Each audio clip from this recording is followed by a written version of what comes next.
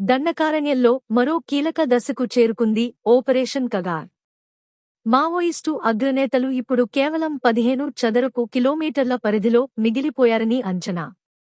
ఈ పరిధిలోనే ప్రస్తుతం 15,000 భద్రతా బలగాలు మోహరించబడ్డాయి.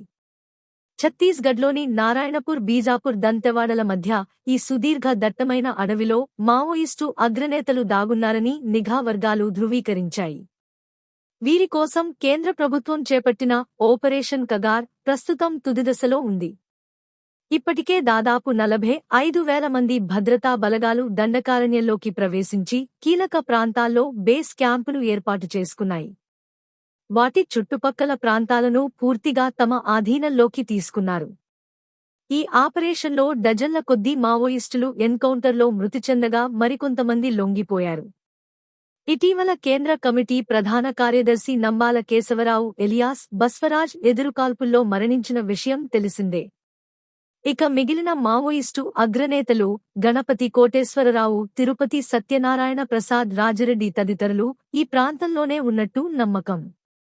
వీరిలో చాలామంది తెలుగు రాష్ట్రాలకు చెందినవారే కావడంతో తెలంగాణ నిఘా విభాగం కూడా పరిస్థితులపై క్షణక్షణానికి మానిటరింగ్ చేస్తోంది.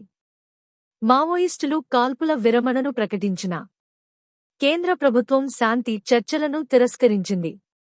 పూర్తి రూపంలో మావోయిస్టులపై ఉక్కుపాదం మోపేందుకు కట్టుబడి ఉంది.